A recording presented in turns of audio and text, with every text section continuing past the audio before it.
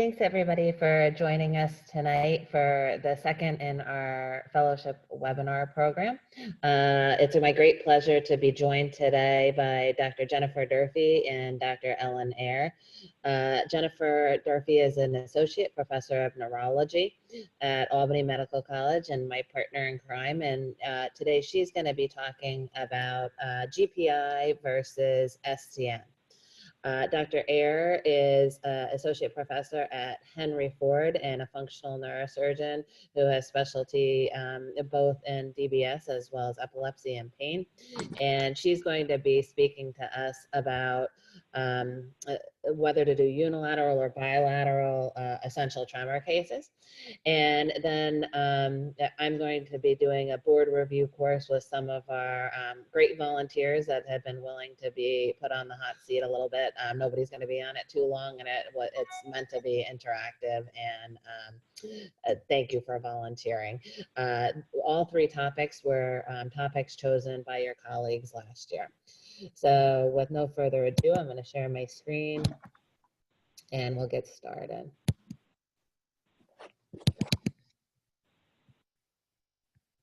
Dr. Durphy. Hi, can you all hear me? Hopefully. Yes. Okay, good. I'm going to apologize. I have laryngitis, so hopefully you can all hear me and it doesn't sound too awful. So I'm going to be talking about how we choose what target to use for Parkinson's disease. Okay, you can go on to the next slide.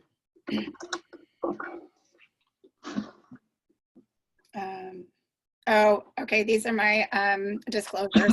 I'm a speaker for a drug company. Go on. Everybody knows what Parkinson's disease is. I just wanted to include this slide with relevant information to understand the rest of the talk. So it is we all know it's a neurodegenerative disease with no cure, no disease-modifying medications. We're all very familiar with the motor symptoms, and they can include things like tremor, bradykinesia, rigidity, and gait difficulty. The non-motor symptoms are things that can be just as disabling, but are much less visible. So things like depression and anxiety, cognitive decline and dementia, hallucinations and psychosis, pain and fatigue. And as a rule, the non-motor symptoms respond pretty well to, while some of them respond well to medications, they tend as a rule to not respond to DBS. And so that's important when we're deciding on a target. Early on in the disease, the medications are effective for controlling symptoms. They're really easily tolerated. As the disease progresses, patients can develop what we call medication complications, which are things like motor fluctuations, where their symptoms are going to change depending on where they are in the medication cycle. For example, when they've taken their medication, their symptoms will be very well controlled for some time, and then the medications might wear off. And so we end up dosing the medication more and more frequently to avoid that. Patients can develop dyskinesia, so these abnormal involuntary movements that happen when the medication is otherwise working well. And then some symptoms of Parkinson's disease, like orthostatic hypotension and psychosis, can be made worse by medication, so we become limited in how much medication we can use. Oh, next slide.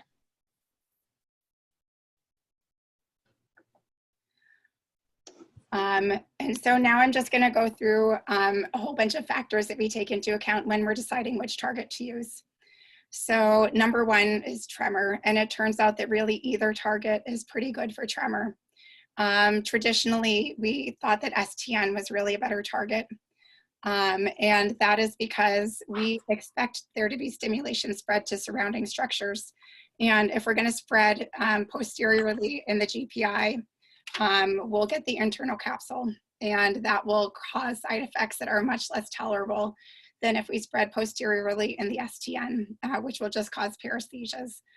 However, now that we have the ability to use directional leads and current steering, it's really easy to avoid side effects. So both targets tend to be pretty well controlled with, or pretty effective for tremor. Okay, next slide. Levodopa responsive gait and balance issues. So to start, we don't typically promise patients that their walking and certainly their balance are going to get better with DBS. Typically they don't, and often we see worsening. However, there are some levodopa responsive gait issues like shuffling or gait freezing that might get better with DBS, at least initially. And if they're going to, they tend to get better with GPI. Furthermore, with STN, it seems that balance might actually get worse and people may fall more. And some of this may have to do with things we're going to talk about in a minute, but in particular, with STN, some of the surrounding structures, if the current spreads to those structures, there may be increased impulsivity. There's a lot of cognition that goes into having good balance and having a good gait.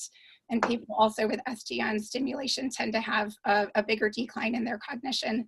And so all of those factors might lead to worsening of gait and balance with STN. So if we're looking to improve gait and balance, GPI tends to be the better target. Okay, next slide. Dyskinesias can be really disabling for some people. The two targets both do decrease dyskinesias, but in different ways. So for GPI, it tends to be an active stimulation effect. So the actual stimulation treats the dyskinesias, which leads to kind of a better long-term control of dyskinesias. With STN, the reduction in dyskinesias tends to be related to reduction in medication. And then it gets a little bit more complicated. So initially, when we first turn the device on, a lot of people have increased dyskinesias. We're usually able to reduce the medication enough with STN stimulation that the dyskinesias go away. But then over time, we have to add back medication. And so people can have sort of brittle or very severe dyskinesias long run with STN. So at 12 months, the improvement's pretty good. Long term, it is not always the best option. Okay, next slide. Medication reduction is not our goal generally of surgery. Some people really want to reduce medication for lots of reasons. There are patients who require medication every 90 minutes or every 2 hours, and that's just really difficult to keep up with. There are patients who have side effects from medication that make them want to limit their medication. So if they have nausea or if they have more lightheadedness with the medication. So if medication reduction is a goal of the surgery, STN more reliably provides the reduction in medications, usually 30 to 50% on average. We can usually reduce it with GPI, but it's less reliable that we'll be able to do that. Okay, next slide. Flexibility and long-term medication adjustments. So over time, because it's a progressive disease, even though they have DBS, we're going to have to increase medication. Increasing medication in DBS or in STN stimulation often results in increased dyskinesias. In the GPI group, the dyskinesias tend to be treated with the stimulation, so we have a lot more flexibility in changing medications over time. Okay, next slide. As I already mentioned, we do see a decline in patients in cognition when they have bilateral STN versus those with GPI.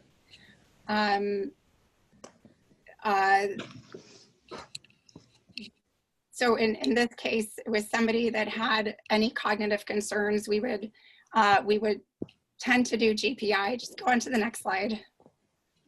And then kind of going along with that, mood and behavior also tends to be worse in people with STN.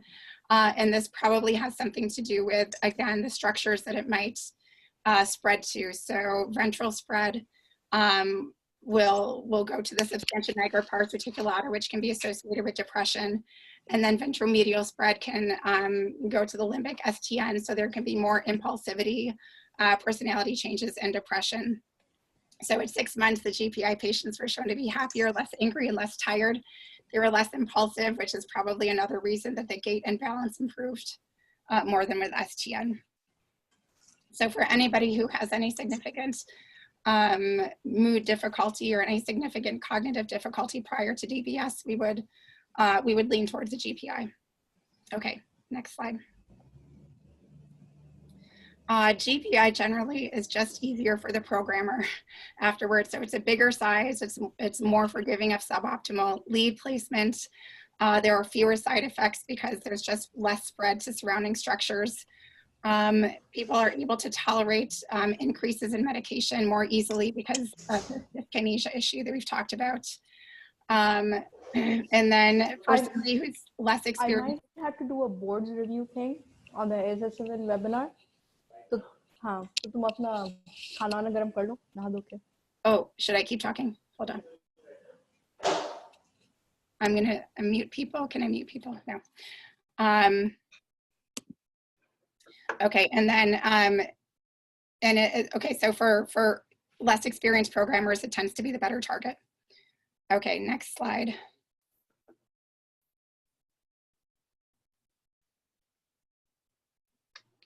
Can we go to the next slide? Okay, good. So for long-term cost, we're looking at things like how many battery changes are they going to use? Are we going to be able to reduce medication? So programming parameters following STN tend to be lower than the parameters in GPI. So the pulse width will be lower, the voltage or the amplitude will be lower, and the mean frequency is lower in STN and GPI. So lower frequency, voltage, and pulse width will translate to less battery usage and therefore fewer battery changes in the long run. In addition, we can reduce the medication more in STN, so just lower cost overall over the long term. Okay, next slide. Factors that don't seem to be better with GPI or DBS include bradykinesia. They both do pretty well with bradykinesia and rigidity. Decreased off time is the same for both targets, and then the overall improvement in quality of life seems to be the same for both targets. Okay, next slide. So just in summary, there are lots of factors that we take into account. It's going to vary a lot from person to person and what their goals are and what the physician hopes to get out of it. It's a complicated decision. And then the next slide has my references. So any questions? Again, sorry for the awful voice. I hope you all could hear me. Any questions for Dr. Durfy?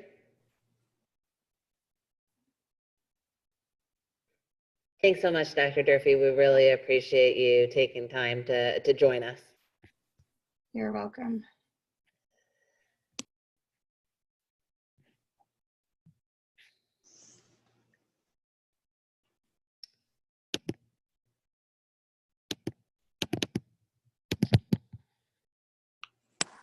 So now we're going to go on to Dr. Ayer, and she's going to be speaking to us about DBS for essential tremor.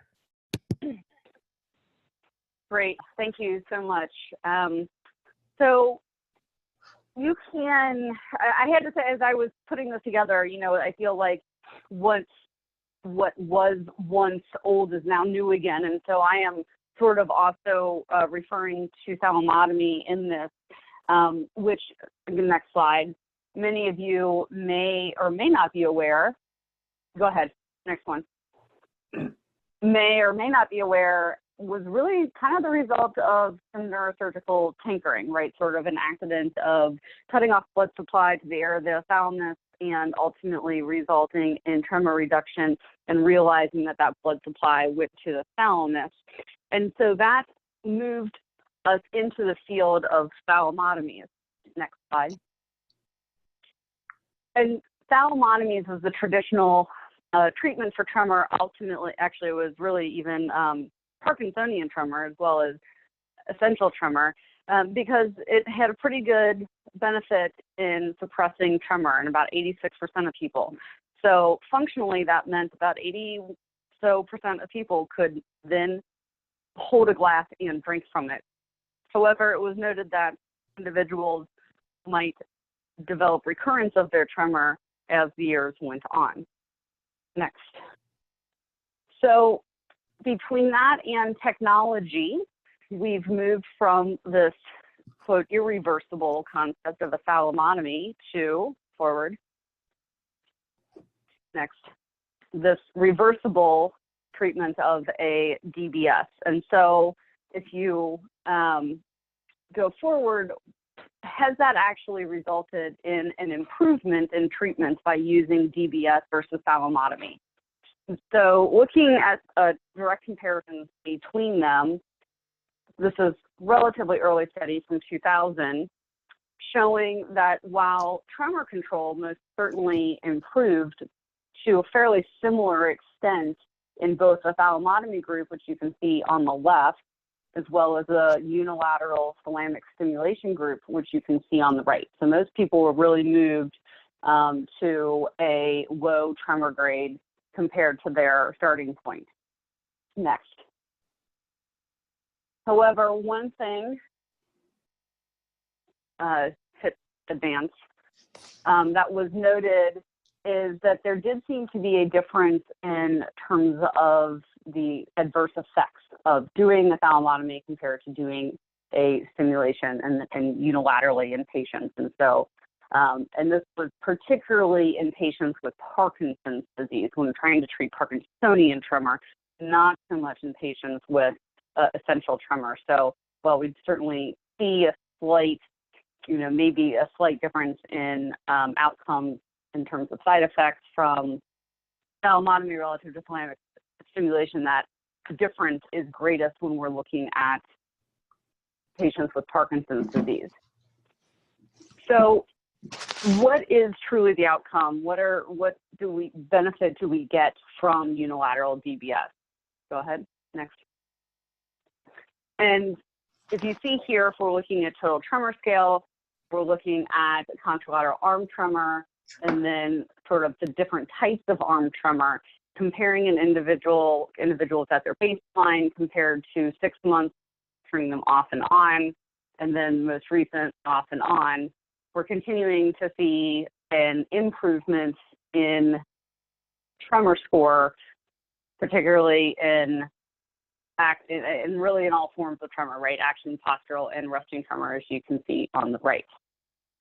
What was, I don't know if I'd consider it unusual at the time or unexpected at the time, but what was also noted, next slide, is that there are actually some ipsilateral effects, so gaining some bilateral benefit to treatment with DBS unilaterally. So even though the ipsilateral arm was not noted to be, or was not intended to be the outcome, the primary treatment, improvement was noted in ipsilateral arm tremor compared to their baseline.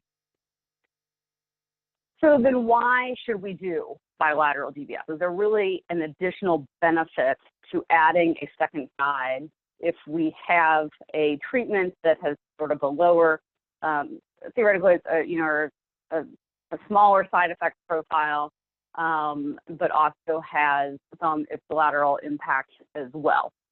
So next. Well, when we looked at that from a lesion standpoint, there was distinctly a difference between doing unilateral lesions and doing bilateral lesions. So when you went to do a thalamotomy and do that bilaterally, there was a significant increase in the risk of dysarthria and ataxia. So next.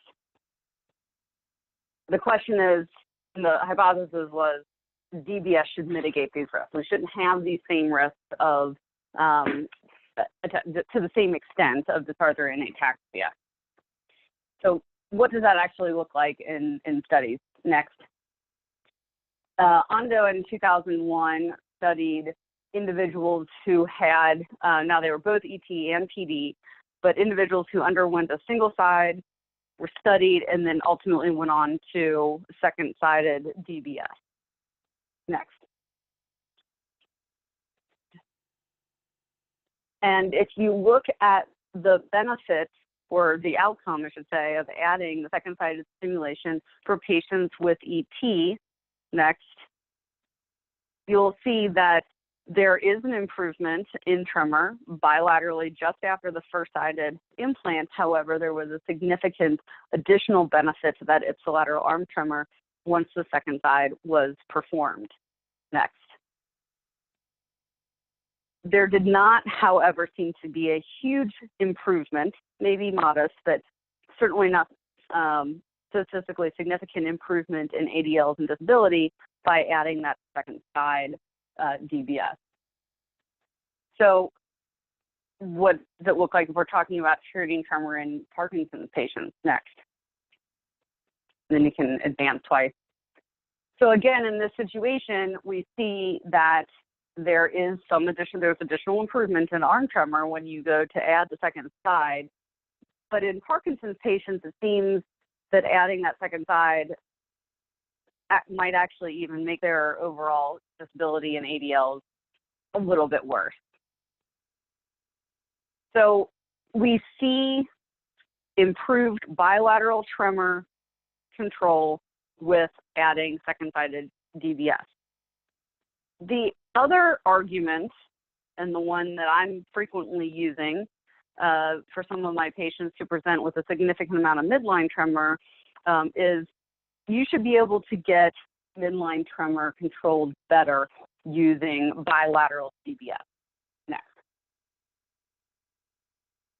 And so there's a very recent study here from one of the larger clinical trials, and this was published by Mitchell et al., looking at the improvement in midline tremor, so whether we're looking at face, trunk, tongue, voice, head tremor, compared to baseline in individuals who had unilateral versus bilateral. So the early and the late stimulation is above. If you look at the bottom, you see the middle two bars slightly to the left are the unilateral, and to the right are bilateral.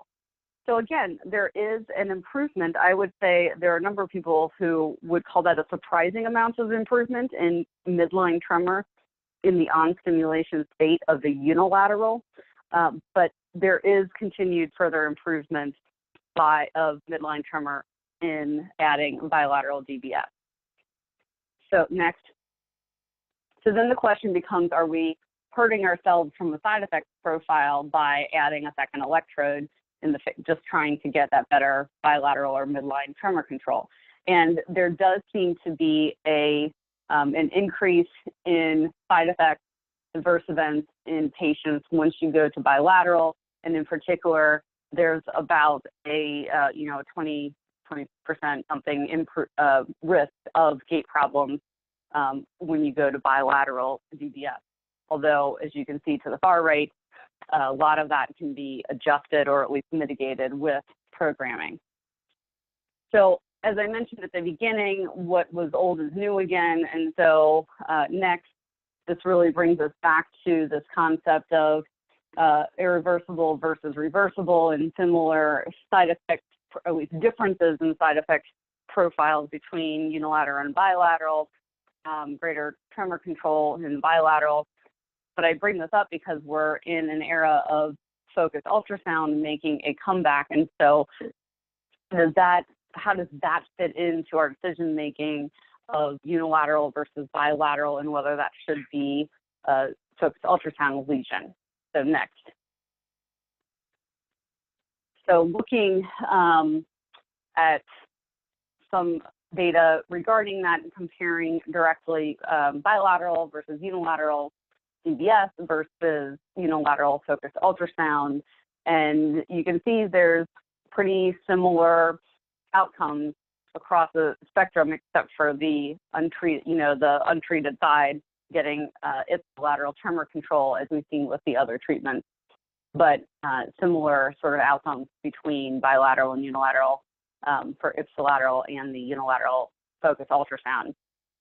And again, the disability and task tremor control all seem to have a fairly similar profile amongst the different treatments. So I would say, in conclusion, there is still an open discussion to be had with individual patients. I was just at the fellows course this last weekend, and we discussed this, where some really fall on the side of, prove to me why it is that you need to have both hands controlled before I will do bilateral, versus the idea of, I'd like to just go ahead. I have bilateral tremor. I'd like to take care of it all at once and only go through surgery once. I think the key here is the need to discuss with patients the incidence of side effects and risks that you take going from bilateral to unilateral. And with that, any questions?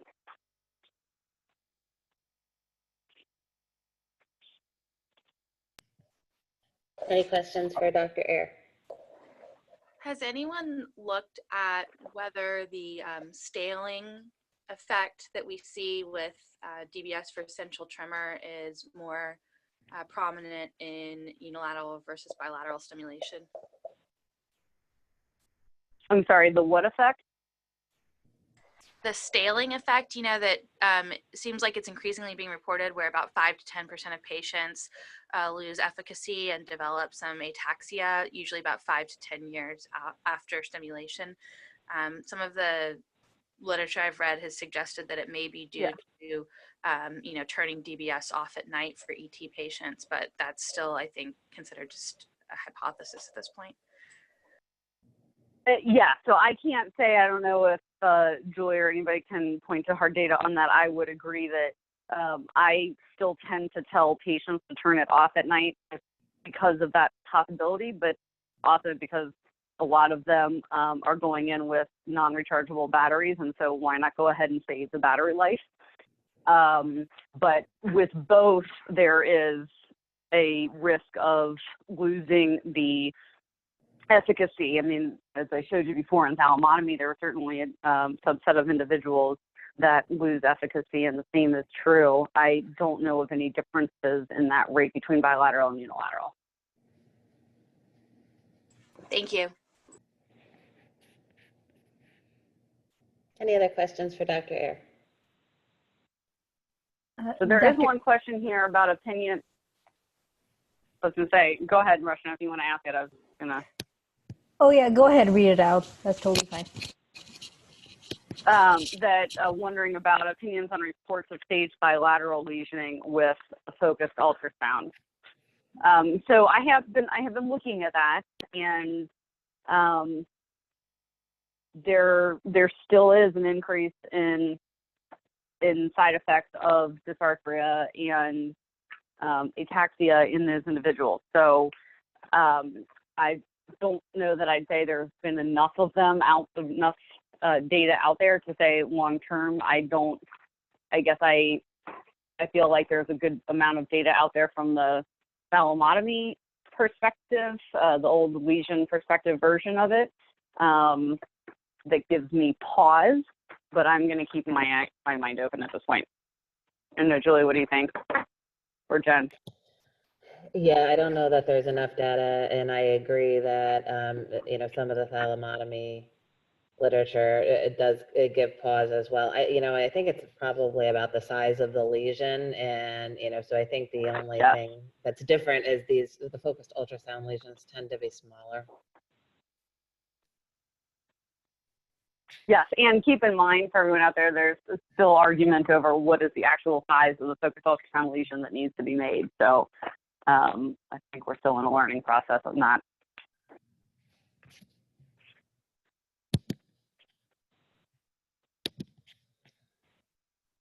Okay, now we will go on to the case presentations. Rushna, I'm gonna start with you if you don't mind. Sure. Thank you.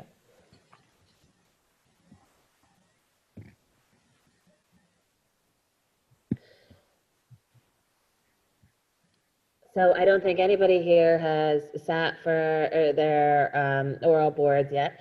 And so, I would keep in mind that often when you're given your oral boards, you're given topics that the topic isn't being given by the expert in the area. So I think as long as you are learning enough about functional, you can practice through this and just show good kind of logical thought process.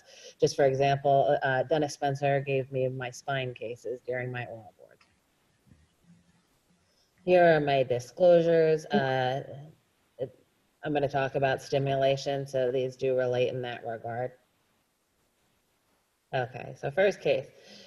44-year-old female with a history of low back pain. She has continued low back pain and radiating left leg pain despite multiple lumbar surgeries. So, Dr. Ali, what do you want to know and what's your workup? Well, a thorough history and physical exam is going to be valuable. So, kind of starting off with what symptoms she had before she started down the path of multiple lumbar surgeries. If any of those symptoms even transiently got better after one or more of the procedures, what her physical exam is like, if she has any deficits, what type of pain it is. Is it more of a neuropathic pattern, or if it's more radicular? Is the back pain more mechanical? What's worse, the back pain, leg pain? Um, Once the history and physical exam is complete, I'd like to review her MRI images to see if there are any obvious causes for her pain. And if she gives a very convincing history of mechanical low back pain, that I would like some dynamic imaging of her lumbar spine as well, such as a flexion extension x-ray. Okay, so in terms of going back, so she, ultimately, or she had actually originally presented with low back and left leg pain, and had underwent the surgery. It got better for about 6 months. Then it came back. She got some repeat imaging that her doctor said didn't show anything at that time. Then had some epidural steroid injections, and saw a different spine surgeon. Did undergo a repeat discectomy at that point. The pain seems neuropathic based on what she's stating. At least the back pain does. There doesn't seem to be a huge mechanical component. We have this MRI for your perusal. So if you could tell us what the MRI shows. So we have an axial T2 and an axial T1 that we're viewing. Can't tell which level it would be, but I think I see sacral ala, so it's probably 5-1 disk space maybe. I see post-surgical changes on the left side. If this is a radiographic orientation. I see some scar tissue. I don't appreciate any prominent disc herniation, at least on this particular cut. Okay. Yeah, I kind of sabotaged you. So it is L5S1, and this is the T1 with GAD over on the right hand side, and I would agree. So at this point, what are your treatment options? So if it's her, no other pertinent findings on the MRI. so the reason she probably has neuropathic pain is likely related to some form of radiculitis from her multiple surgeries at this level.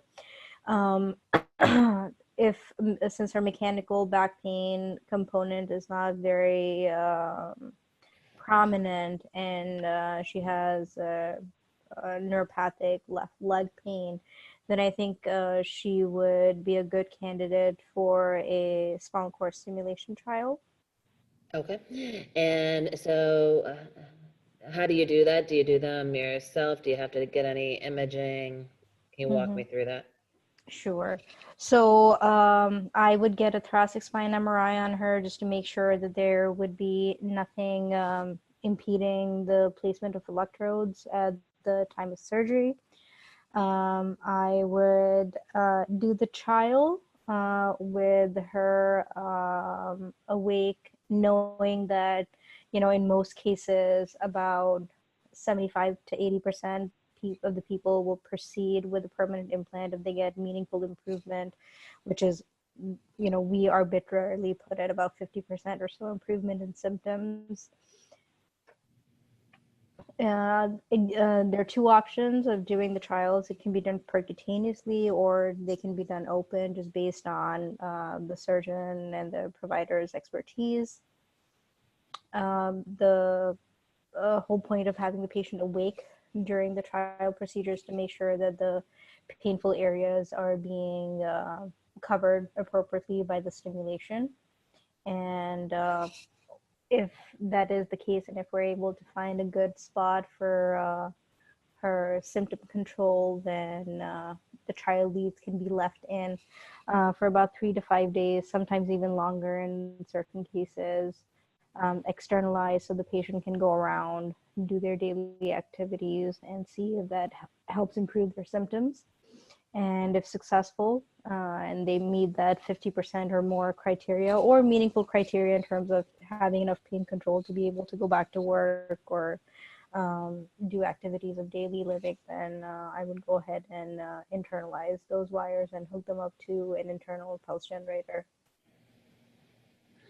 A couple questions. So great on getting the MRI, and I would say that MRI is standard of care before any of these procedures. Mm-hmm. Did you tell me you were going to have her evaluated by a pain psychologist?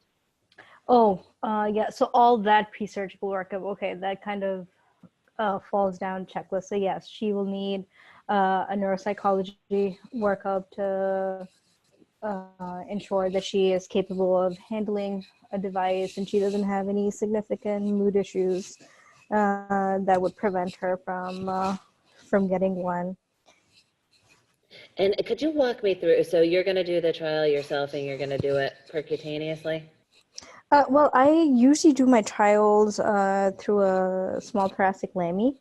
Okay. I have pain partners who do it percutaneously. Okay. So this is kind of about what happens when you send these out, and so this is kind of what your image looks like. And so say you send that your pain partner did this, and he or she did this percutaneously, and this is the image they give you. What's important for you to know when you're putting in the permanent? So I would want not a closed-up X-ray, but an X-ray where I can actually look at the vertebral bodies and count the ribs myself to assess exactly which vertebral body level this is. I mean, although I trust my partners, I just would like to verify that this is counted appropriately. The other thing that would be helpful to know is which contacts we're giving the patient benefit, if it was the top half, middle half, or the lower half, just to ensure that we get good coverage of those areas. Perfect. And, so I think that's a key component, that, we don't just replicate what the trial image looks like, but you look for which contacts people benefited from, and then you can plan your lead accordingly. So she went on to have this lead placed at the time of surgery. Does anybody have any questions for Dr. Ali before we go on to the next case?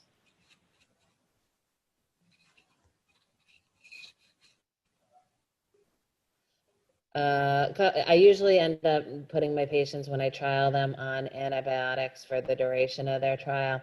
I'll tend to go 5 to 7 days. I think it's fine for your boards to do these awake. Just do, have a routine as to what you do. I do mine asleep with intraoperative monitoring. I tend to do that for my paddle placements, and I do mostly permanent implants. I would do that differently for a trial. And then, of course, there's some trials where it's subparesthesia and you don't test paresthesias anymore. So, Julia, have you been getting any pushback in terms of the antibiotics of your externalized trials? And I know I certainly would get it. I've actually gone to not using antibiotics during the course of the externalized trials and using a long externalization pathway. I mean, our ID people have gotten quite. Yeah, I can. Fortunately, they haven't gotten on to me yet. Fortunately, they're not staying in the hospital, so that isn't a sign of it. I think if it's just a trial where I'm going to pull the leads out at the end, I would feel a little bit better about it. If it's an externalized trial, I would probably argue back with them. Have you had good enough results doing it that way? I have. The one thing the next question I was going to ask you about is whether or not you use any antibiotic powder. And again, I'm positive there's voodoo around that as well, and I'm sure that our ID folks would like us to use less of it, but that's kind of been my alternative. Yeah. No, I think that's a great option, and I don't tend to use use it for actually, if I'm going to do an externalized trial, I won't use it for the first one, but now that you mention it, I probably should. I always use it for the second one because I feel like that one's dirtier.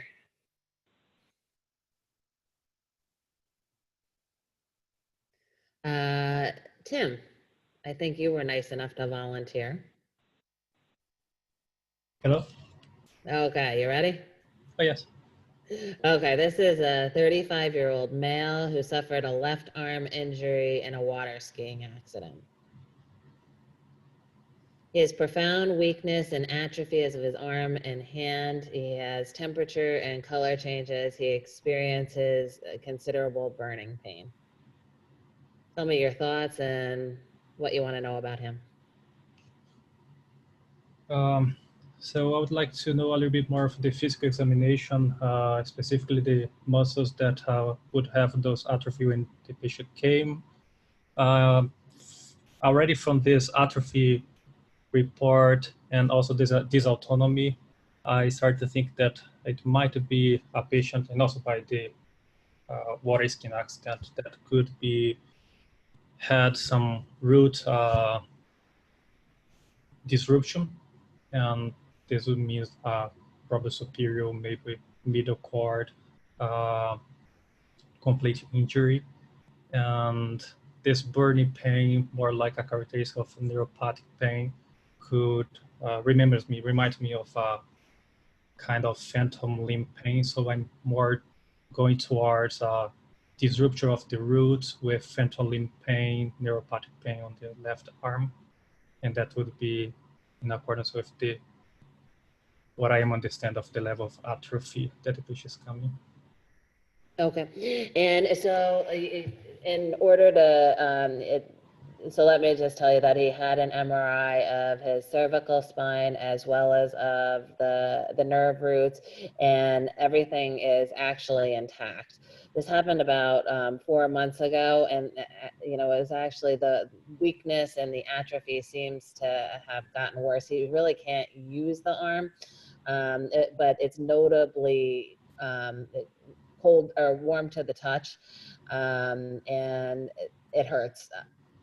It hurts, but everything looks intact on MRI. And there was no improve since the injury. No improvement. If anything, it's gotten worse over time, secondary to this pain. And again, all his there's no nerve root avulsion or anything abnormal on his MRI. His MRI actually looks fine. Yeah, so my first thought would be more related to the root injury and think of this phantom limb pain. In this case, I would change my mind towards complex regional pain that could be responsible and would not show the changes in the MRI that we would see with the root injuries. Okay, and so indeed, he does have complex regional pain syndrome, and just know that with complex regional pain syndrome, there's like a hot and a cold phase. So at first, you're gonna get the red and increased temperature, and then over time, it more looks atrophied down there. So tell me about how you would treat CRPS. So my workout would include the MRI that you already said that we had. I would probably ask for a myography and conduct stud while evaluating this. And for treatment, I would start with medication for neuropathic pain. What do you want to treat him with? Sorry? Which medication? I would probably use some anti-epileptic drugs like topiramate, or also could use gabapentin. Steroids could be used also for the pain, and maybe venlafaxine or one of those medicines for neuropathic pain also. Okay.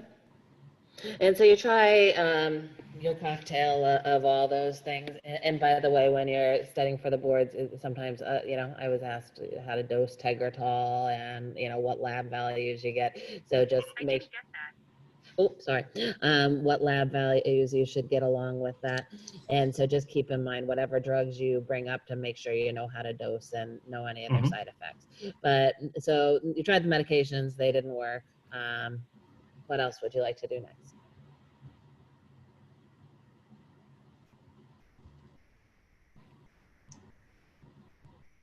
I think physical therapy and psychotherapy could be a complement for this. And moving toward surgical targets, I don't have huge experience with this, but the result seems not to be that dramatic. But we can either use nerve blocks or thinking of thalamic targets for pain that could help with the complex regional pain.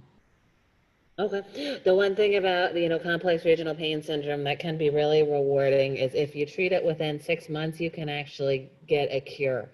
So I always try to move these patients very quickly through the process. And, you know, so I'll start with medications and then I'll simultaneously send them for kind of aggressive physical therapy or occupational therapy in this case because it's with the arms. Again, with both upper and lower extremity CRPS, I'll recommend a sympathetic block. And you know, then again, that if the patient isn't getting meaningful relief, I'll move to spinal cord stimulation pretty quickly, and this can actually be really successful. Mhm. So this is an example of his spinal cord is stimulator, and it's actually probably not his spinal cord stimulator because I may not, this is kind of my standard approach for a cervical spinal cord stimulator when I have neck and bilateral arm pain. If he just had left leg pain or left arm pain, I would probably either just do one lead on the left side or two leads on the left side to let that talk a little bit. So thank you very much. Thank you. Okay. Laura, or does anybody have any questions on that case?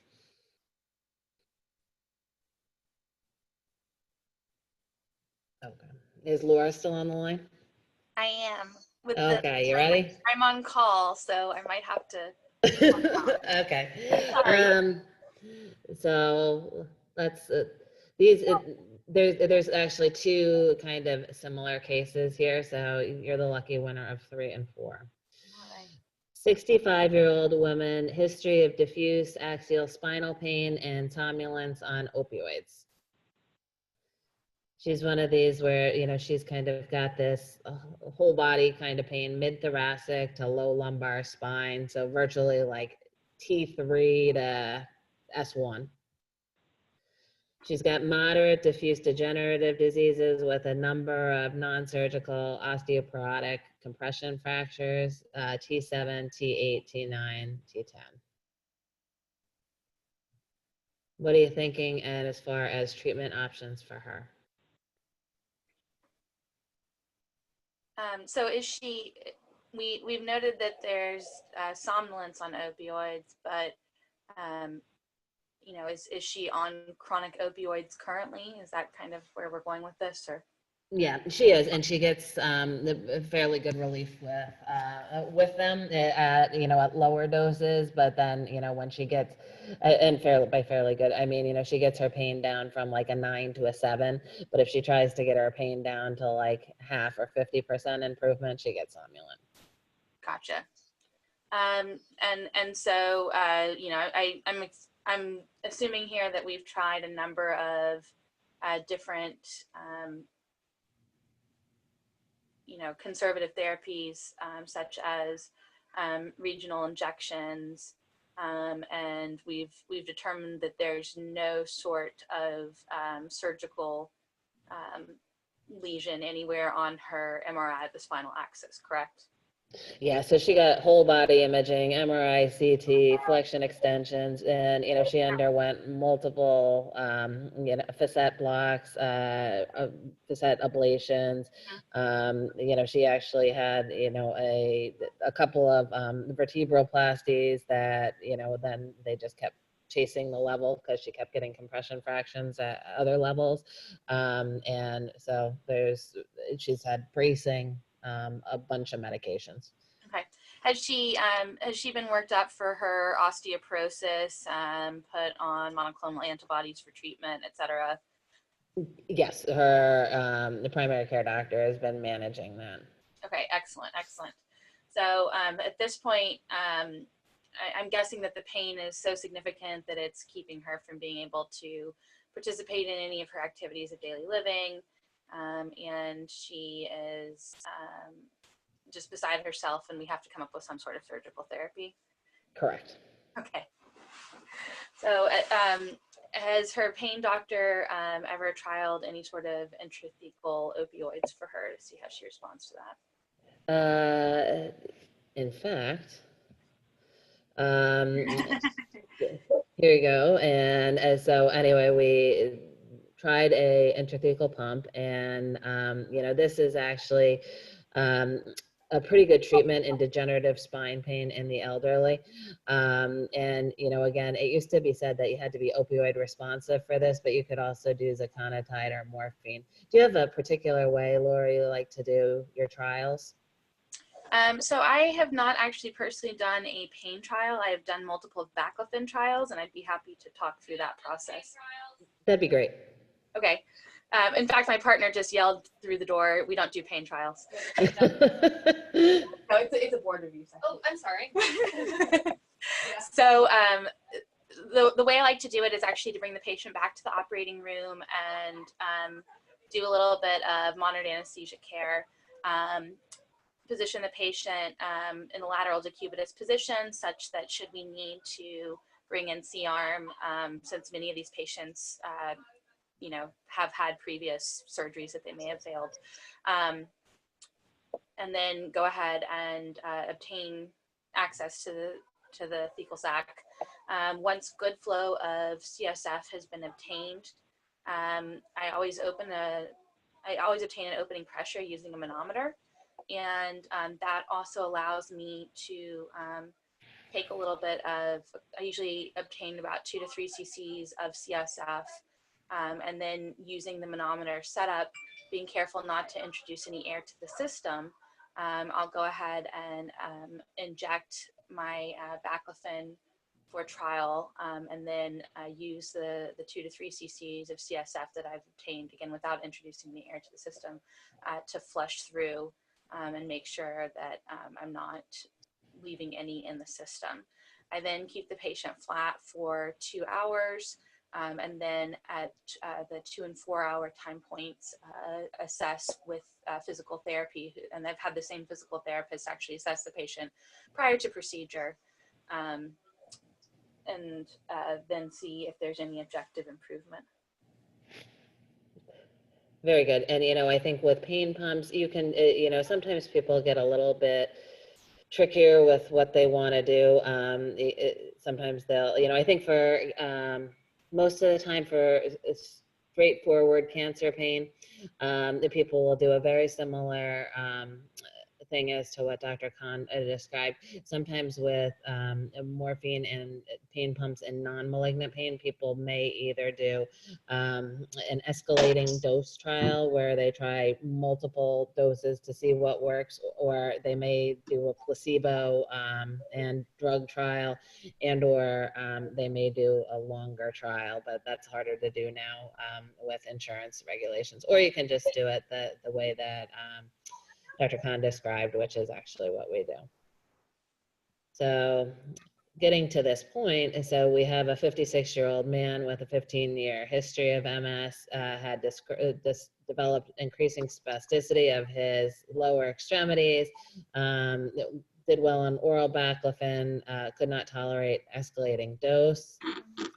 He had a trial of baclofen, which produced improvement in his Ashworth score, and he was referred to you for implantation of baclofen pump. For those of you that need a refresher on the Ashworth scale, it's here. So intrathecal pump was placed, and excuse me, oh, I just, the patient initially did well. Dose was gradually escalated to 500 mics a day, which is a pretty hefty dose.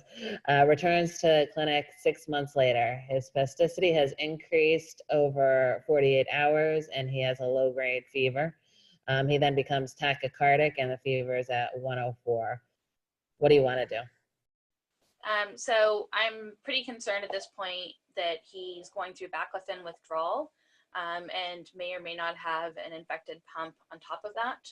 So I think there are two questions here. Number one, is there infection? And number two, is the pump malfunctioning or disconnected somewhere that's allowing for the patient to then go through withdrawal? You can start by interrogating the pump just to see if it's, say, dead or something like that, or if the alarm for low medication wasn't appreciated or something of that nature. And that's obviously the least invasive thing you can do. You can further evaluate the pump by getting into this CSF access port and also see if you can aspirate, which would suggest that the pump is in continuity, at least at that point. You can also do a dye study, which can sometimes be therapeutic in addition to being diagnostic. If there's a small amount of proteinaceous debris or something of that nature, the dye study displaces the process. And you can always, if you're worried about immediate instability, in addition to managing the patient with IV medications that have GABAergic effects, you can also go ahead and do an intrathecal injection of baclofen if you have strong suspicion for baclofen withdrawal in a patient who is clinically unstable. Great.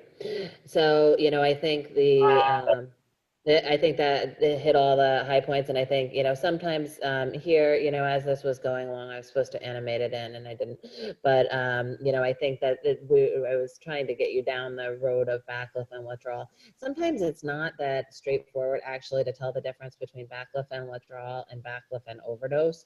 So one of the things just to keep in mind is, okay, has there been a refill lately?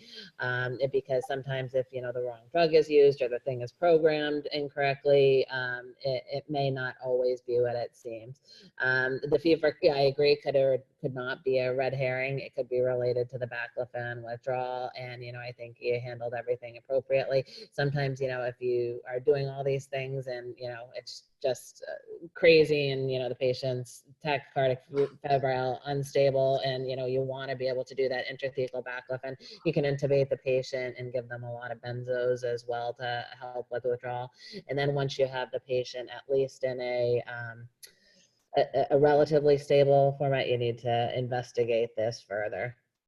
So in this case, the patient ultimately went to surgery and was found to have a kink or a break in the catheter, and was leaking baclofen and going through baclofen withdrawal.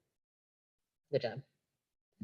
So we only have, and these are just a couple of take-home points. Baclofen withdrawal is the most threatening complication of therapy. This can happen with morphine as well, and you only have to see it once, and it will scare you forever. I always tell people that, like the movie Train Spotting, when people are going through withdrawal, this is what this looks like. Overdose, sometimes, that can happen with increased somnolence and respiratory compromise, but sometimes it's hard to tell the difference between two. I would just like to go ahead. Kind of add, just reiterate what you just said about this issue of baclofen withdrawal. Our team has been told over and over and over and over again, and I recommend all of you do the same, that if you have any baclofen pumps out there and somebody comes in with a concern about their pump, that you be notified, because people will think of it as being all kinds of other weird things and not necessarily recognize and both overdose and withdrawal can be life-threatening, unlike when you're just dealing with the pain pump, where the withdrawal is not life-threatening. So just caution. I think that's a great point. And what cracks me up a little bit is, we all know that, if something random happens to anybody with a shunt, we get called. But it's like people forget about these pumps. And the opposite happens, where they think it's everything other than the pump and they don't even put that on their radar. In the interest of time, I'm just going to briefly go through this myself, just give you something other than pain or spasticity. 69-year-old man, history of shaking right hand, improved by metoprolol and scotch. So no improvement with Cinnamate. This is pretty much setting you up for this to be essential tremor, which tends to get better with alcohol. Keep in mind with essential tremor, it's the intention tremor. We only have a couple of drugs really to try to treat this with if it's severe and people are going on to surgery. No improvement with Cinnamate. Sometimes there can be a difficulty, especially early on, ascertaining whether something is PD or ET. Family history, it tends to be very robust in ET in general and less robust in PD, though sometimes it can happen. You might be given an MRI like this. During my boards, they actually had a skull where they made me point to my entry points, and then here, pointing at your target, knowing where the AC and PC is, knowing what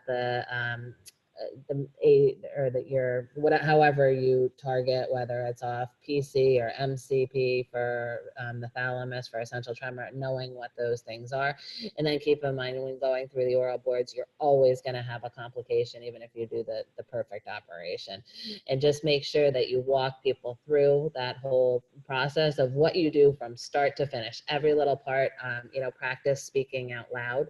I used to do it as I was driving to work, just practice those words. This patient, we get you through the case and he does well, everything's great, then sees you 2 weeks later, has a chest wound with purulent drainage, and then deciding what to do in terms of doing this.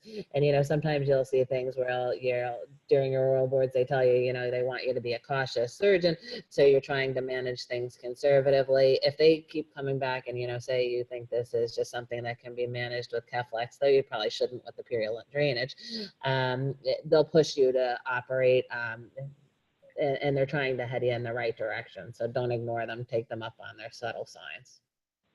So any questions for me or Dr. Ayer about all the things that we discussed? About the third case, Dr. Pilitsis. Yeah. Would you see there would be room to try spinal cord stimulation with very high frequency, 10K, or burst stimulation before going to intrathecal therapy? Yes. So, I think this lady had, when you have pain over multiple areas like this woman did from like T3 to sacrum, that's a little bit complicated. If somebody has something, I thought it was a T7 from sacrum. Okay, it was high level. Okay. Say that again. Because I got from the case it was T8 towards the sacrum, not so high in the thoracic spine, so then it wouldn't work. I understand. Yeah. I have cases where I have people with neck pain and arm pain and low back pain where I'll try to hit multiple areas.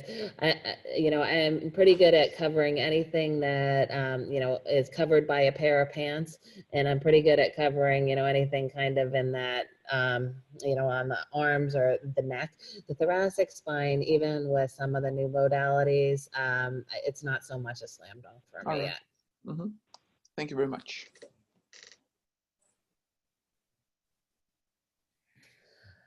On that last case, Dr. Pilitsis, if there's chest drainage and purulence, would you make an argument to just take out the extensions and the generator?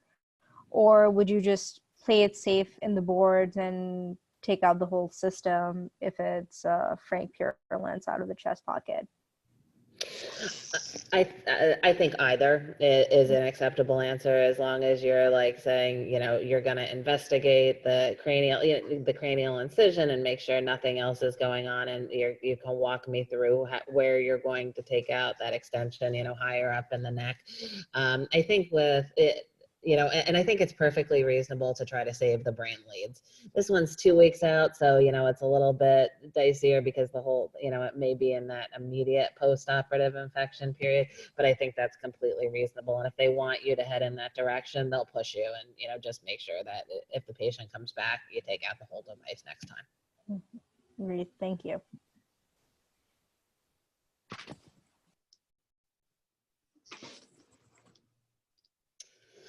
Well, if there's no further questions, I'd like to thank everybody, especially Ellen for an awesome talk, as well as Laura, Roshna, and Tim for being such good sports.